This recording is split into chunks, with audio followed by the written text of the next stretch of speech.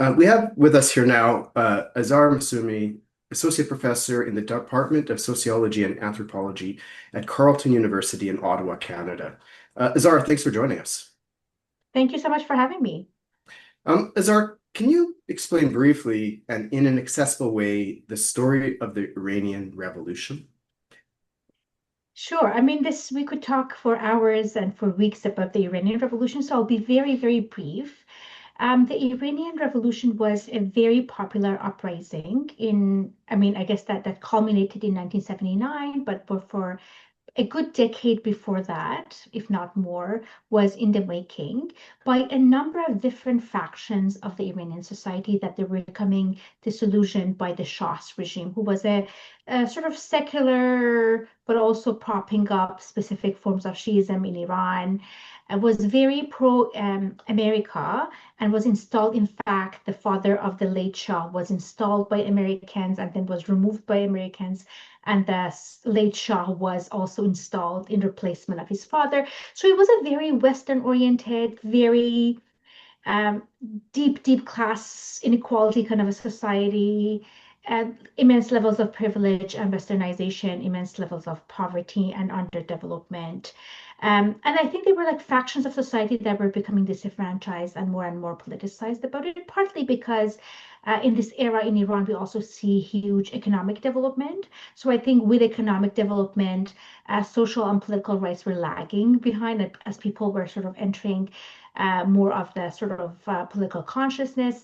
And there was, incredible levels of political repression. I think economy was growing and the political scene was not catching up with this new citizenship that was being developed. I mean, from the stories of my parents' generation, owning specific books, you could be in prison for having specific friends, like really incredible levels of dictatorship and oppression and political control. Very famously, the Shah's era had only one party, one political party that was a formal party. I mean, if you have a political system that is one party system, it's not a democracy. So there was a lot of buildup, particularly by young people, and particularly by like young university or university adjacent people. So these are people who are, you know, breaking out of their sort of original class and socioeconomic status, going into this political consciousness. This is also a time in the world where sort of leftist idea and progressive ideas are, you see it all around the world. It wasn't just in Iran, right? Like you see it across the globe. Decolonization is happening in much of the region. So there's nationalism, there's sort of like Marxism, leftism, and there's Islamism against this idea of Western influence. And, we're also talking about like Iran was never formally colonized, but really for any reason that you can imagine. It was really sort of played by the West and particularly by the US. Initially Britain, but like afterwards by the US. So people were getting this, very disillusioned by the Shah's political policies and some economic policies and so on and so forth. And so this culminated in a huge I think, multi-faction movement, primarily by young people, and then culminated in 1979 in the sort of toppling of the regime. Now, every account that you I guess like are exposed to, like when you read the history quite well, you will see the heterogeneity and the diversity of the people who were involved in that. Like my own father was a Marxist and he was in prison with Islamist people who they met after the like they were all in the same prison. But after very shortly after the revolution, I mean, after the revolution, there was probably 6 months of democratic and promises of, everyone will be free. But one way to think about it is that the revolution was co-opted by extreme Islamists who were not interested in democracy and diversity of political opinions. And the tides really changed very quickly. And one of the, I think, interlaying stories there is the story of the Iran-Iraq War, which is an American-backed war. Saddam Hussein was interested in taking advantage of this weak moment, quote unquote, weak moment in the Iranian history, and was backed and supported by the US. And I think that also, in the context of the war, political freedoms are sort of pushed back quite a bit. Nationalism takes front stage. You literally are being killed and you need to like show up to the fronts. And, so at that moment also that really enabled the state to monopolize the power and repress, diverse forces. And some of those diverse forces also took very questionable, I think, positions which made it very easy to sort of label them and repress them. So from then on, we started with a system that became another form of dictatorship and autocracy, a religious one in this sense, and quite anti-West and quite anti-American, but internally quite repressive into political dissent. So you have like this changing of power, like power changing hands between two anti-democratic forces, basically, even though a lot of popular demand existed for democratic governance, but in the context of the time and basically like things did not play out the way that a lot of people, including a lot of Islamists, had hoped it would work out. This is a very brief history that we could talk about it in much more depth, but I'm happy to answer any questions or provide further details if that helps. Yeah, no, thank you for that. And obviously, we don't have time to go through the whole story because it's too Yeah, big. But that gives, I think, people a few important points. One of them is that prior to the Iranian Revolution in 1979, the system was a very dictatorial, authoritarian system. It just happened also to be pro-Western. But the Shah, the draw to the Shah was not that the Shah is a democratic system of governance or a force for democracy, but for the West, it's that the Shah was going to do their bidding for them. And absolutely. I and mean, sorry, I was just going to say, how does that link with all of the discourse that we hear today about the return of the Shah, right? yeah. If people are just following these events on social media, you'd think people in Iran are just waiting for their king to return, and can't wait for his rule to come back and so on, which ignores the reality on the ground. So maybe you could speak to just that. This whole phenomenon, which for me is a purely social media phenomenon. I mean, the Shah has no ground support, to speak of, like a real power base in Iran. So maybe you can speak a little to us about why do we hear so much about the Shah here, as Yeah. if he's like this major political player, and why does the West so desperately would like to see someone like him back in power in Iran? Yeah, for sure. I think I must say I'm a trained sociologist, and we simply do not have enough evidence. Like, we don't have enough data to know exactly how many people support what in Iran. We just simply don't. If somebody tells you that they know, they're probably either misinformed or trying to misinform you. But there's a lot of indications to know that this is, I mean, there's certainly like royalists or monarchists, as we call them, are certainly they've always been part of the Iranian society. I think as part of a diverse political society, you have all factions, including people who were like the monarchy better than what happened later on. And they have been always there. They were quite small, and in the last 10, 15 years, I think they have grown in size. I think part of the reason, it's very hard for me to guess how much they are inside Iran.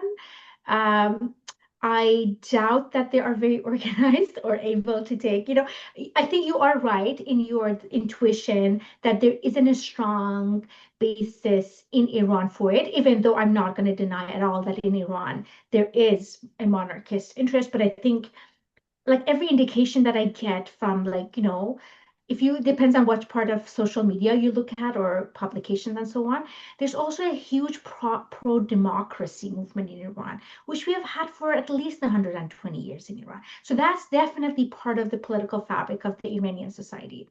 Part of the reason that we hear these voices so loudly is that I think the distinction between the Iranian society and the Iranian diasporic society, the people in Iran who left Iran and are part of the diaspora now, the earlier waves of them before the revolution were pretty well off, and the people who were well off were most commonly connected or happy with or in satisfaction with the monarchy, because you had to afford this kind of lifestyle to go to the US or send your children to the US to boarding school. Like that's not like the common experience of Iranian people.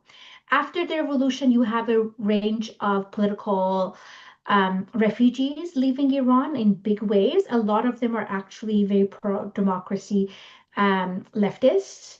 And the Islamist, the system worked for them, and I think some of them, this was exactly what they wanted. Some of them stayed and tried to make it into the vision of the Islam, the more diverse Islamism that they wanted. So you don't have that wave of people. And gradually you've had more and more Iranians leave Iran as international students, as skilled workers, as professionals, and so on.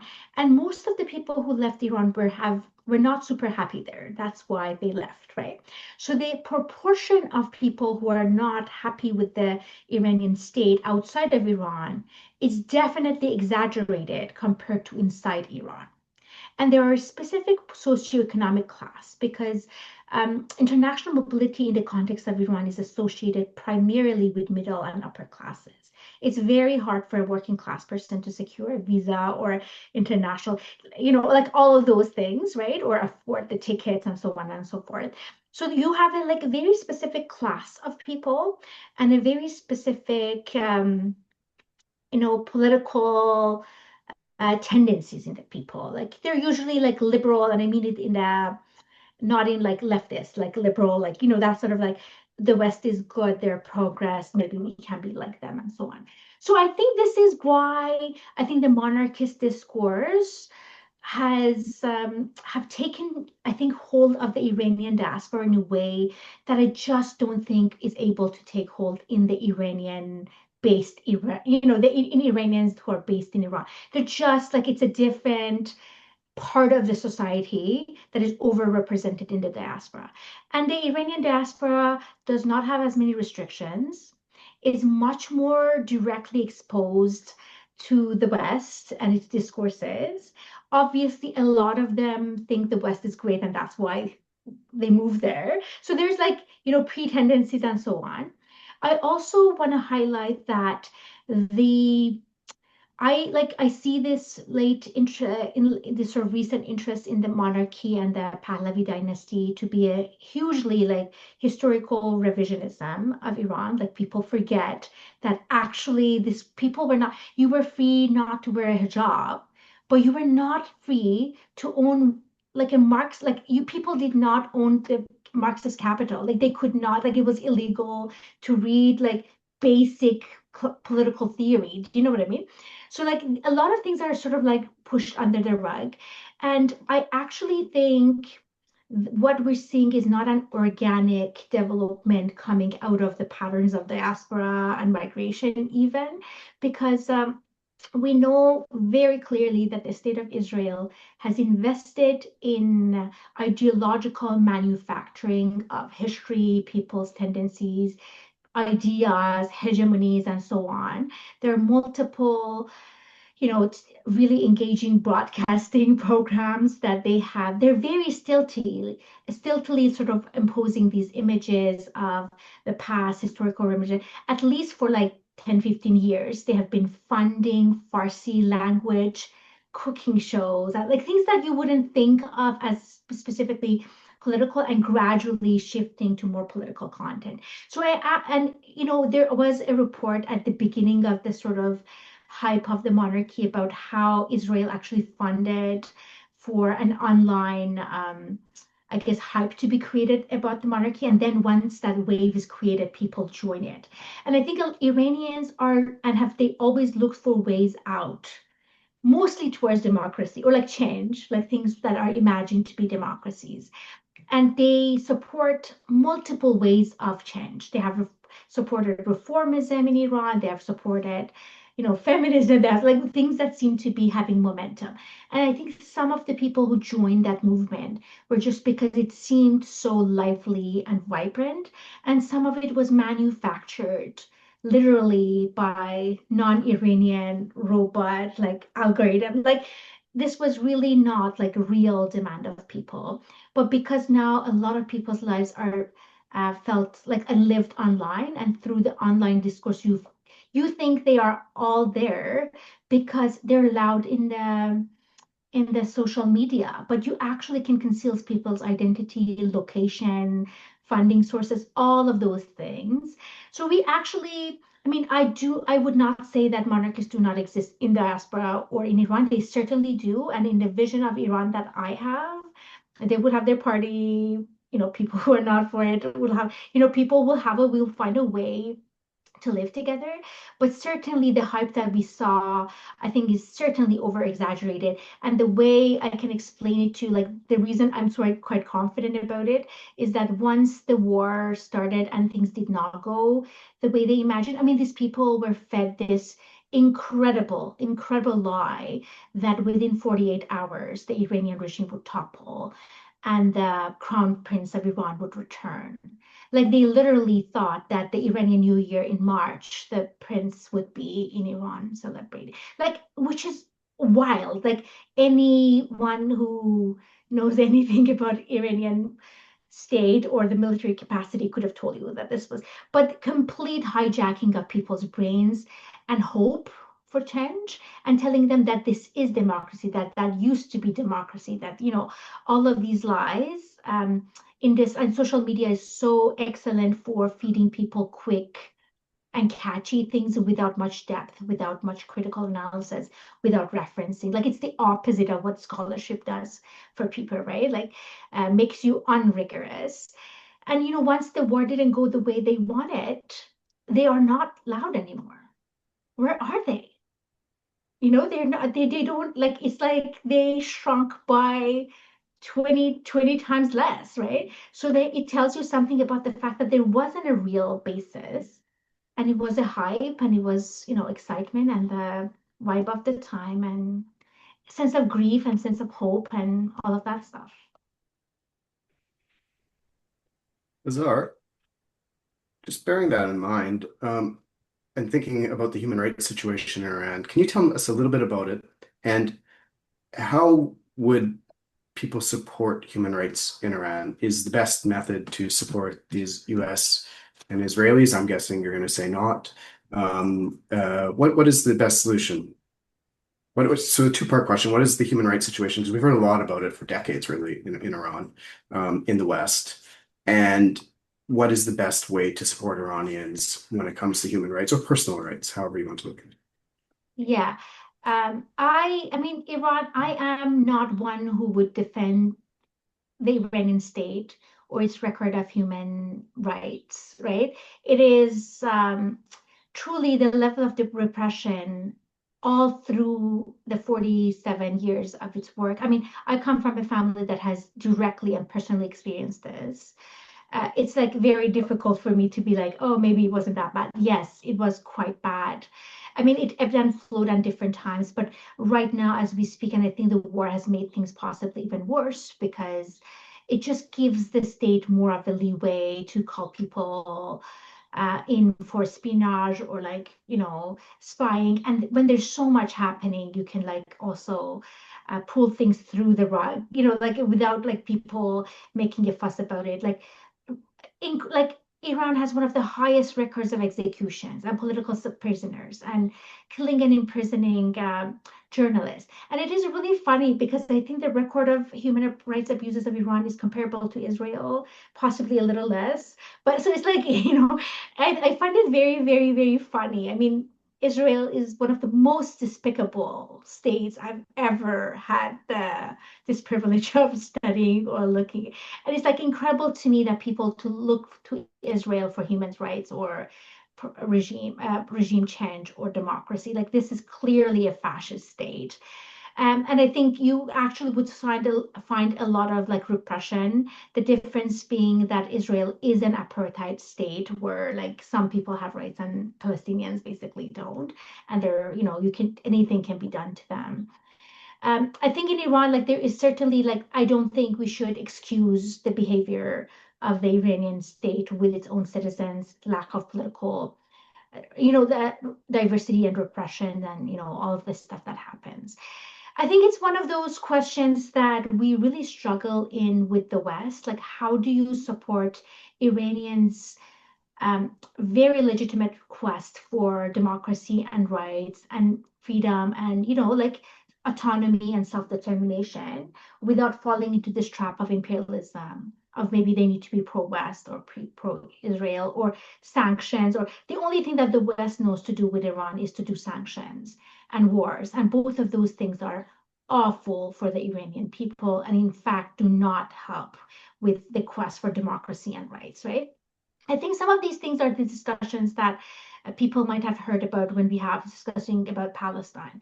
Some of it is aligning yourself and connecting with, you know, progressive Iranians in Iran and outside of Iran, right? I don't think people outside of Iran need to like reinvent the wheel. Some of it is just like removing yourself from the center of the universe and thinking, removing this Eurocentricity and Western centricity of your politics and actually asking people or connecting people or working in solidarity with people, listening to those voices. And certainly in Iran, there are like multiple voices, and not all of them I would listen to. Like they're, fascist, and you don't want to align yourself with the Iranian fascists only because they're Iranian or they're Iranian based. But there are definitely like strong, Iran has had progressive movements for like 150 years, 120 years, right? It is part of the society, connecting with these people, propping them up, learning from them, offering support with them. I think that there are ways that one could decenter the state and think about solidarity between people, and people to people as opposed to people to state or like state to state or like this punishing the state, and meanwhile people become the collateral damage. I think we really need to think outside of the state system and think about internationalism in the way that facilitates our solidarity with people, if that makes sense, as people and with people. Yeah, Very quickly, before you jump in, Mohammed, I might ask her to elaborate just very quickly, if you don't mind, Azar, on why sanctions don't work, because that's such a big part of this picture. Sorry about that, Yeah. Mohammed. Yeah, I mean, what we're experiencing in Iran right now, I think one of the most difficult things that Iranian people are going through is the economic devastation and collapse of the economy. It's like we're talking about inflation rates that are 40% and 70%, people not being able to afford food. The poverty is growing. And the Western Zionist narrative is that the Iranian state is spending all the money on missiles and nuclear development, and that's why people are hungry. I have no doubt that they spend a lot of money on that, but before sanctions, they still did that, and we still had people could afford much more than they do now. I'm not saying that it was like excellent, but it has become 100 times worse, right? Measures of poverty in Iran, and I'm not exaggerating. These are all the effects of sanctions. Sanctions reduce like really break down the economy, and the state has to make tough choices. And obviously, the most disenfranchised classes come the last. And there's when there is, and this we don't. It's not about an Iranian situation. You see that with Cuba, like it wasn't like Cuba was developing a nuclear weapon, and that's why people are starving. It's because of sanctions, because of the embargo. So these are actually really like weapons of war that come in economic weapons, and the goal of sanctions is to make this situation so hard that the state will implode from within, so that people, as opposed to your military going and toppling the regime, people from within get so hungry and so fed up that they will do the job for you. And obviously, they will incur the cost of it. These people who are unarmed, now you're sort of like making them so angry that they have to go and ask for bread and. Yeah, and well, that leads me nicely to our last question for you here, which is, where do you see things going from here? Clearly, the Israelis especially want the collapse of the Iranian state.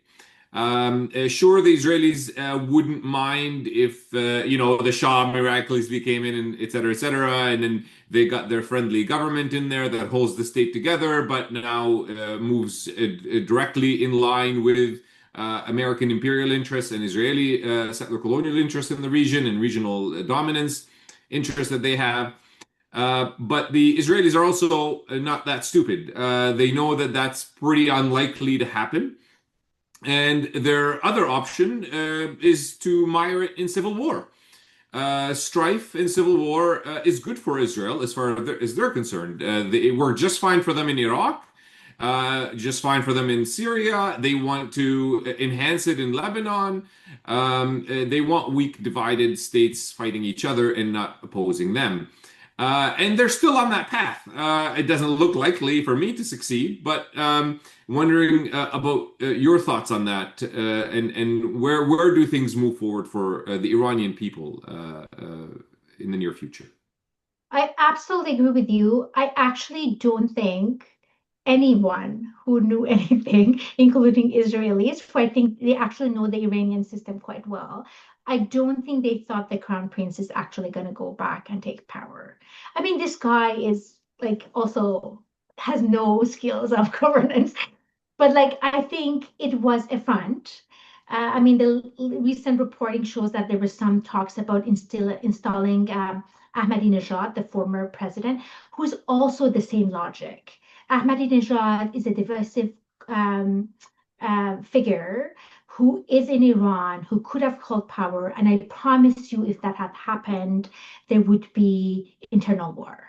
I think they are looking for to start a civil war, to make it a fractured. And I think Pahlavi was a front. I don't think that was ever gonna like wasn't an actual thing. It was something to get the people into diaspora because it's a diasporic image of return. And you're talking with people, you're working people's psychology and desires of return and hope and that kind of a thing. I actually think somebody like Ahmadinejad worked better for them because it could have happened and could have led not because Ahmadinejad could have unified the country, because he could not have had. I can promise you he could not have had. But it would have meant that the IRCG would be now fighting Iranians, and there would be. And I think their attempts at sending arms to Kurdish groups, for example, I'm so thankful that Kurdish groups took the arms and kept them. I think they do want to incite internal war. And I think the situation in Iran is very difficult. I'm not going to really, I don't want to sort of underestimate the hardship that people are going through, and particularly on the economic front, because now you have a lot of destruction, a lot of devastation, a state that has become very emboldened, and clearly the only thing that is keeping them is investment in the weaponry and military, which is going to continue. Like clearly, this is like the path that we're going, more militarization of the state in Iran. And which will cover like neglect of the economy, lots of people lost their houses, lots of people are traumatized. So there's like a huge hit, and people's lives are very, very difficult.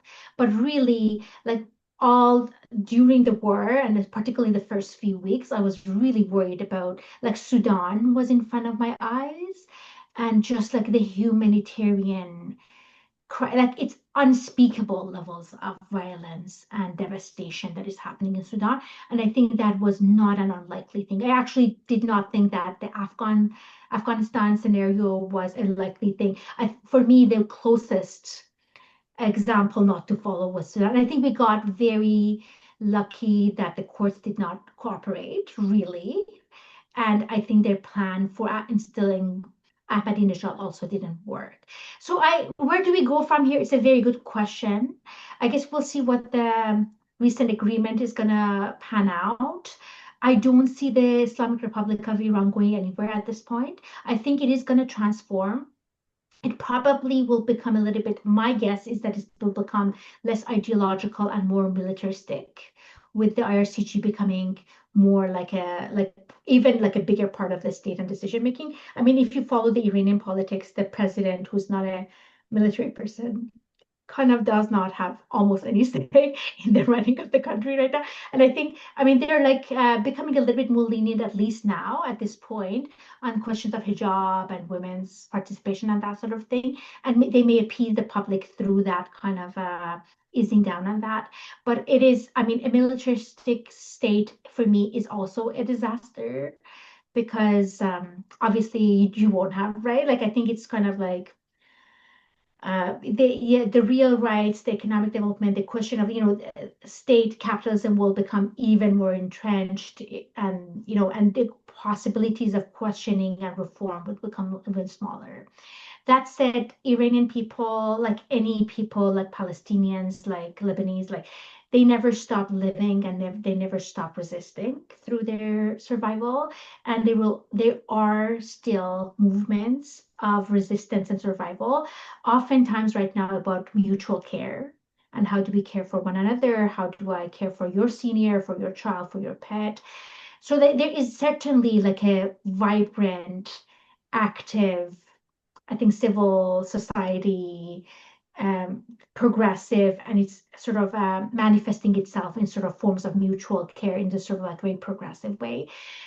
So it remains to be seen. I don't think people are gonna lie down and die, basically, but things have become much, much harder. And there's like lots of executions and arrests and so on and so forth right now, which is very devastating. I think the Iranian society is going through a lot of grief, a lot of trauma, a lot of I mean, people in the region, this is this story that gets repeated, but also resistance and always pushing for change. I really highly encourage people to align themselves with the progressive people of Iran and see what they're doing and what they need and how that can be achieved for them, as opposed to like coming out with these theories of, Lindsey Graham tell you what is good for Iran, and then you like, yeah, he does not live in Iran and he doesn't have to, and we don't have to listen to him. And he doesn't care. Yeah, he does not care. Yeah. Thank you. Thank you so much, Azar. That was wonderful. We really appreciate your time, and I hope everybody learned a lot. I certainly have. So thank you. Really appreciate it. My Thanks, pleasure. Azar. Thanks for having me. Yeah.